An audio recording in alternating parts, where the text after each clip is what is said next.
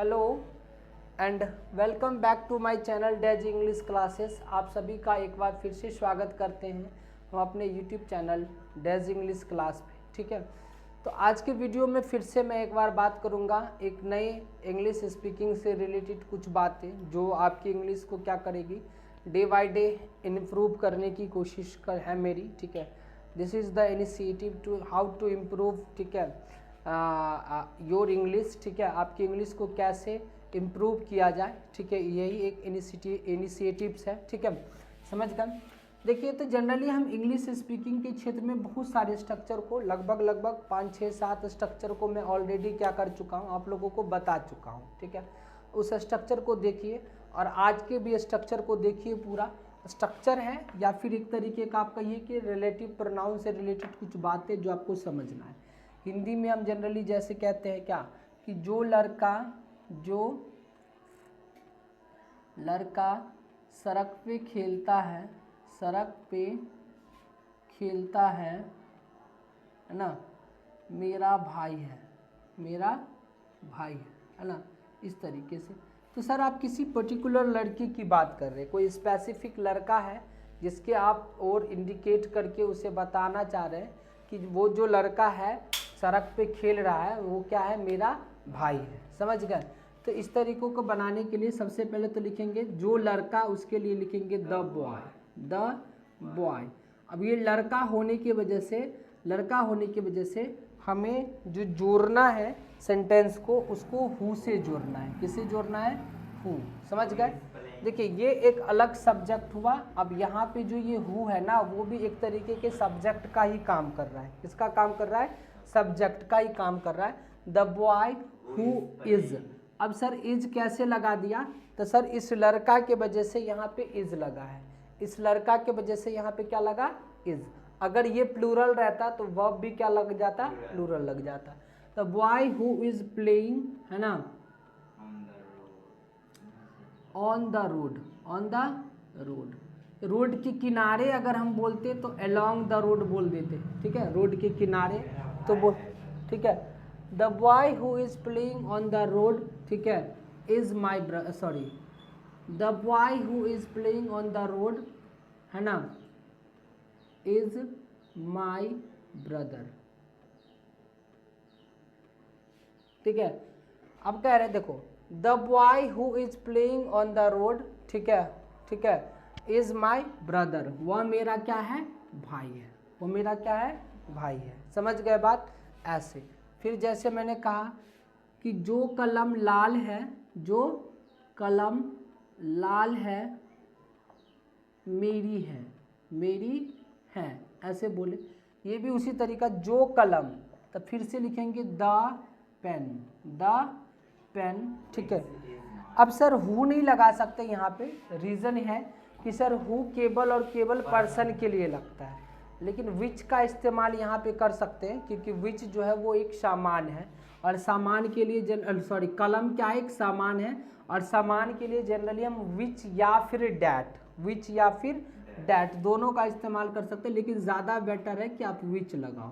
The pen which is red, which is red, ठीक है, is mine, is mine, है ना। यानी कि ये इज़ माइन मतलब ये मेरी है इसलिए क्योंकि हम उस पर ज़्यादा क्या कर रहे हैं? प्रेशर डाल रहे हैं, ज़्यादा उस पर इम्फेसाइज कर रहे हैं। क्या कर रहे हैं? इम्फेसाइज कर रहे हैं। फिर जैसे मैंने कहा कि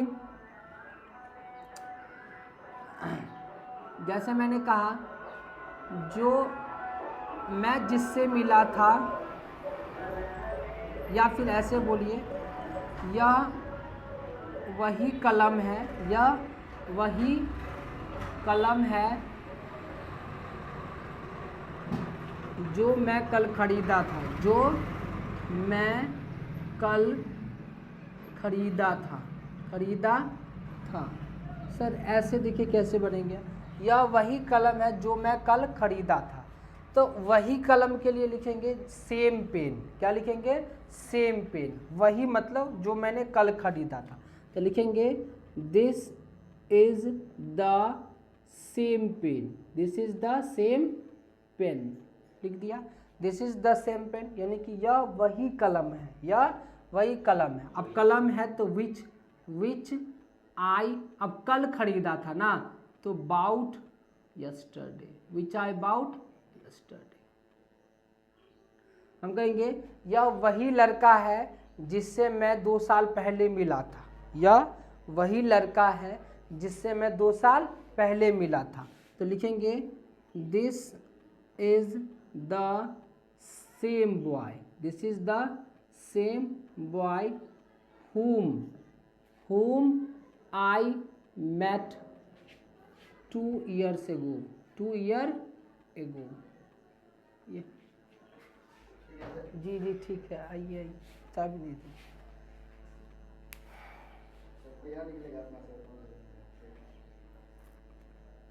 समझ गए, ठीक है ना। जो लड़का सड़क पे खेलता है मेरा क्या है, भाई है। तो लिखेंगे the boy who is playing on the road is my brother. ये सब मैंने स्ट्रक्चर के थ्रू आपको बताया। यह वही कलम है जो मैं कल खरीदा था। अब इस तरीके से आप बहुत सारे सेंटेंस को बना सकते हैं। कहेंगे कि यह वही कलम है जो कल खो गया था, जो क्या हो गया था, कल खो गया था। तो लिखेंगे this is the same pen, ठीक है, which I lost yesterday, which I lost yesterday. हम कहेंगे यह वही लड़की है जिससे मैं प्यार करता था, यह वही लड़की है जिससे मैं क्या करता था, प्यार करता। हाँ, this is the same girl, ठीक है, whom I loved, whom I loved, ठीक है, जिससे मैं क्या करता था, प्यार करता था। ठीक है, कहेंगे यह वही दुकान है जिससे मैं सामान खरीदता था। लिखेंगे this is the same shop, ठीक है, विच आई बाउट, ठीक है, क्या सामान को मटेरियल्स, कुछ भी लिख दीजिए, मटेरियल। समझ गए। हम कहेंगे कि यह वही बाइक है जो मैंने कल सड़क पे देखी थी, है ना, यह वही बाइक है जिसे मैं क्या किया था, सड़क पे देखा था। तो लिखेंगे this is the same bike which I saw yesterday at the road, या on the road, on the road. At the road मतलब सड़क के बीच में तो नहीं देखे होंगे, तो आप किनारे के लिए एट द रोड लेगा, या अलोंग द रोड, सड़क के किनारे। अलोंग द रोड ज़्यादा बेटर होगा, अलोंग द रोड, सड़क के किनारे, सड़क के किनारे। समझ गए, क्योंकि रोड गाड़ी तो बीच बीच सड़क पे तो नहीं लगी होगी, समझ रहे हैं ना, साइड में ही लगी होगी कहीं पे। तो इस तरीके से आप बहुत सारी चीज़ों को क्या कर सकते हैं, वही के लिए सेम लगाइएगा, वही के लिए क्या लगाइएगा, और आगे आपको फिर से आपको रिलेटिव प्रोनाउन से जोड़ना पड़ेगा।